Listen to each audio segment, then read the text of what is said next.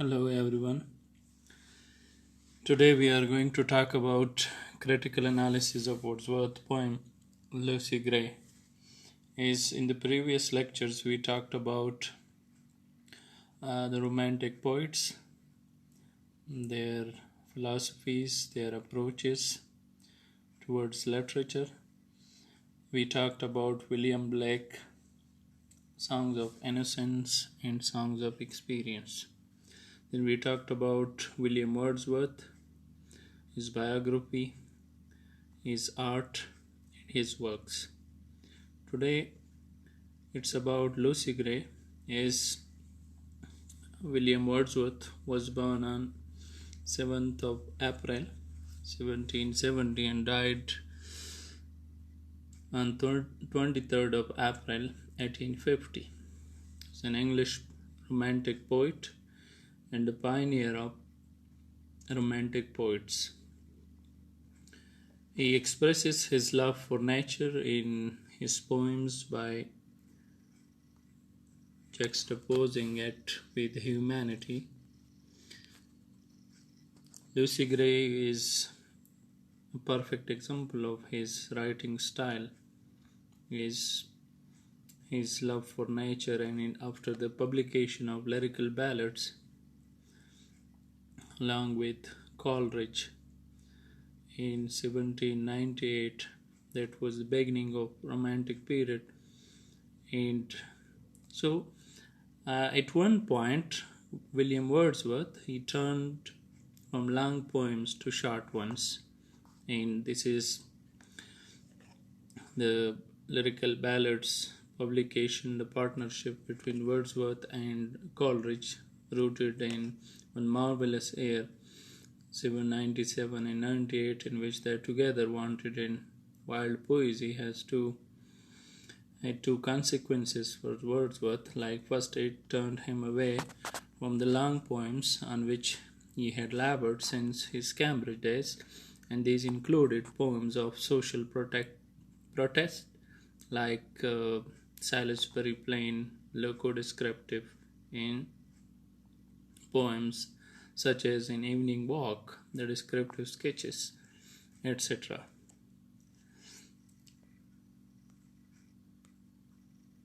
As he himself says that poetry is the spontaneous overflow of powerful feelings. It takes its origin from emotion recollected in tranquility, that inward eye which is the basis of solitude.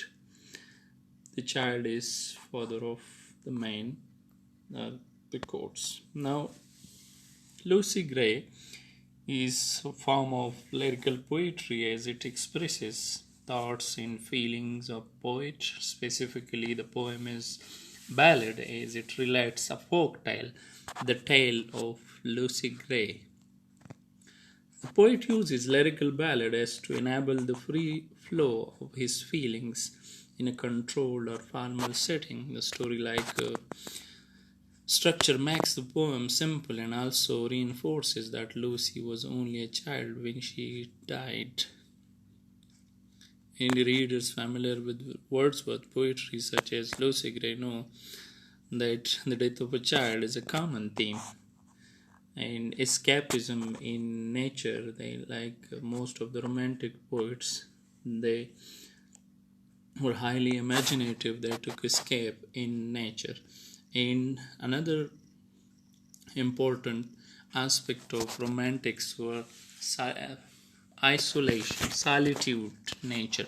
Like the title of the poem Lucy Gray, solitude is very significant as it directly relates to the subject. Lucy is the name of the child character that is created to undergo their transition from a human being to a spirit that is free to roam in nature, like a child that is got more connectivity and attachment with nature. And the repetition of the word Lucy is used to remind the reader that the poem's purpose is to give recognition to the little girl whose life Grey represents Lucy's mood and taste of mind. Grey is neither black nor white, but a color in between. The color symbolizes Lucy's isolation from companionship in her inability to fully enjoy nature, which was her source of freedom. Like that was for William Wordsworth. Nature is a source of freedom. They took isolation, they took solitude in. I travelled among unknown men. 3 years she grew in sun and shower. In a slumber did my spirit seal. This particular poem, Lucy Gray, was written sometime after his other Lucy poems and is not often grouped with the others. Critics have not been able to come to a decisive stance on the identity of Lucy, and those who knew about her all that can be gathered about Lucy from his poems suggest that she represents more than one person. Like after the death, still her operation as that her visibility after that, the songs which are being sung there after her death. Loved as William Wordsworth had loved the representation of all the people, and she seems to possess a supernatural perfection, as oft, no mate, no comrade, Lucy knew. Oft I had heard of Lucy Gray, and when I crossed the wild, I chanced to see at break of day the solitary child. Heard, I saw her at the mid of the day, and another in the next stanza, no maid, no comrade, Lucy knew. Line 5. This line expresses Lucy's state of loneliness or solitude and also represents information that Lucy was a child. In this setting, the foreshadowing for the rest of the poem, the reader knows that Lucy Gray has been heard before and often. In the next stanza, tonight will be a stormy night. Line 3, the sky was getting dark because of the impending storm. No mate, no comrade, Lucy no, she dwelt on a wild moor, the sweetest thing that ever grew beside a human door. This stanza continues to create curiosity about Lucy. The reader gets curious about, and the speaker says that she has no mate, no comrade. She was alone, and yonder is the moon. This line reinforces the state of the sky and the dimness of light. In the next stanza, it says, you yet may spy the fawn at play, the hare upon the green, but the sweet face of Lucy Gray will never more be seen. Here, the speaker talks directly to the reader and says that they may spy a fawn at play, and that they may catch sight of a hare upon the green, but that the sweet face of Lucy Gray will never more be seen. With this stanza, the speaker reveals that something has happened to Lucy. Like the nature, the hare, each and everything will be seen, each and everything will be there, but Lucy will be seen no more. Tonight will be a stormy night, and it's getting dark. The sky was getting dark because of the impending storm. You to the town must go and take a lantern, child, to light your mother through the snow. Like here, it tells a story, and this story is being told by another person, begins to talk from another's point of view, that this person has sent out child with a lantern in hand to find his mother this stormy night.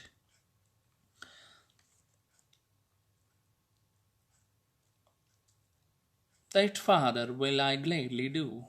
'Tis scarcely afternoon, the minster clock has just struck 2, and yet yonder is the moon.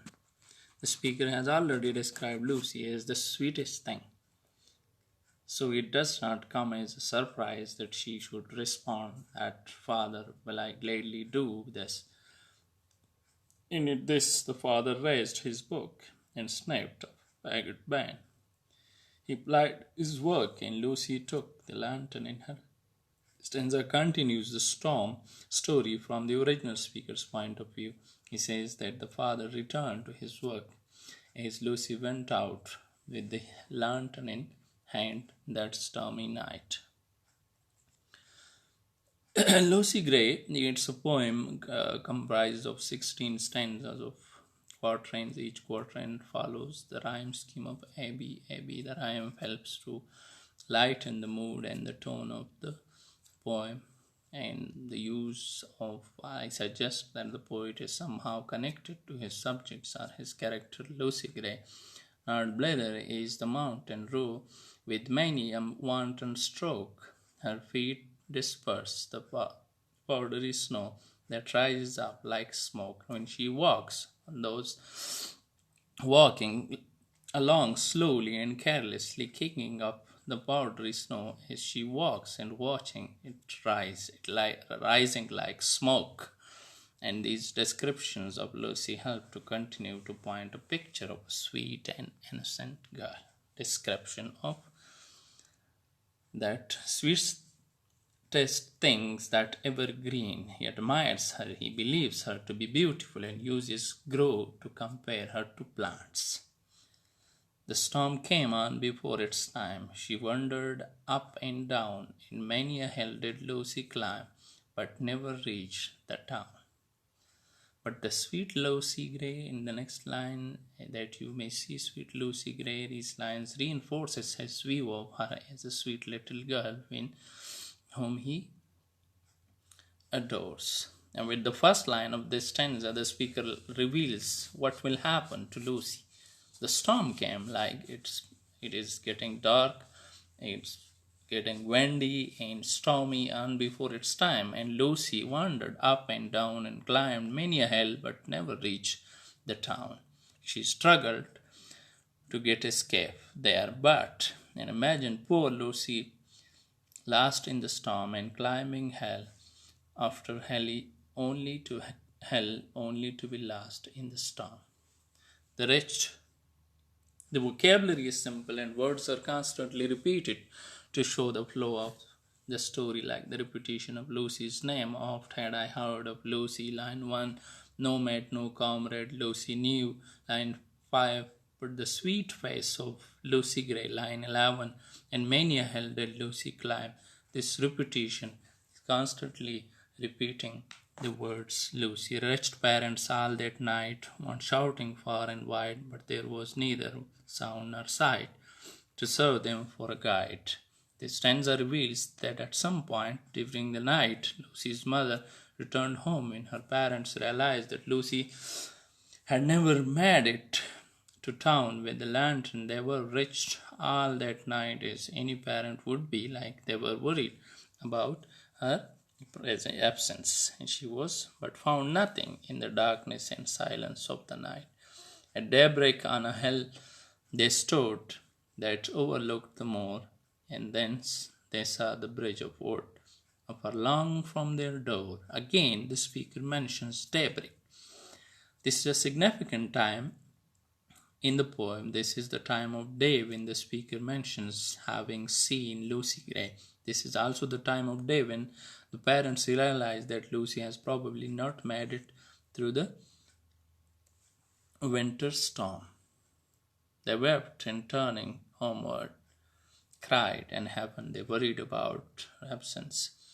They cried, they went home. The print of Lucy's feet, however, but her footprints gives hope.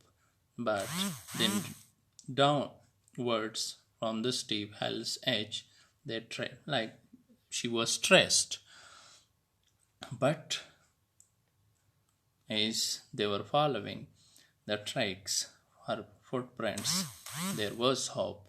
But with this, then downwards from the steep hill's edge, they tracked the footmarks small and through the broken heathen hedge and by the long stone wall. With this, the parents begin to follow her footprints. They see that she walked through the broken heathen hedge by the long stone wall. With hope in their hearts, they continue to follow her steps. By now, the reader is likely fully sympathizing, like everyone who reads that. We get sympathetic towards Lucy's disappearance, and then an open field they crossed. The marks were still the same. They tracked them on our everlast into the bridge they came. The bridge, and there, from there, that was the last point where their daughter's footprints were forced to imagine her trudging through the snow storm, lost and afraid. They followed from the snowy bank those footmarks one by one into the middle of the blank, and further these were none. From that point, these were disappeared. The only conclusion is that Lucy fell off the bridge. Yet some maintain that to this day she is a living child, that you may see sweet Lucy Gray upon the lawn some wild. Those over rough and smooth she trips along, and never looks behind, and sings a solitary song that whistles in the south. The repetition is used to give recognition to Lucy Gray. The tone of the poetic piece is reflective and light. The mood of the poem fluctuates between one of sadness and one of happiness. In the first three stanzas, the mood was sad as Lucy's invisibility and her death was revealed. The story progresses. The sadness of the mood fades and is replaced by happiness, joy, and acceptance. The theme of death is symbolized in the title of the poem, and then she re-established through the use of other symbols and lines of the poem. But the sweet face of Lucy Gray will never more be seen. These lines establish the death of Lucy. The death is revealed at the beginning. The ballad is to keep the tone light. If the death was revealed at the end of the poem, would lose. The storm came on before its time. Storm is used as a symbol of death. Lucy died at a very young age. In the final state, Wordsworth uses alliteration and sings a solitary song that whistle in the wind. The sa sound created helps to create the whistling that is mentioned. The poem Lucy Gray is about merger of humanness with nature. Wordsworth uses the poem to express the selfishness of human beings and contrast it with the serenity that is prevented in nature. He presents nature as a freedom and means of escape and uses character Lucy Gray as to express the smooth transition from humanistic ideals to one's connected nature. Wordsworth presents a child as the major character in his ballad. The child innocence will allow her is to express the smooth. And this is like the last two stanzas of the poet clearly wanted to mean that after Lucy's death, people sometimes used to see her apparition and thought that she was still alive. The apparition seemed to sail smoothly over rough ground, and the whistling sound of the blowing wind seemed to be a song sung by the apparition. Thank you and good luck.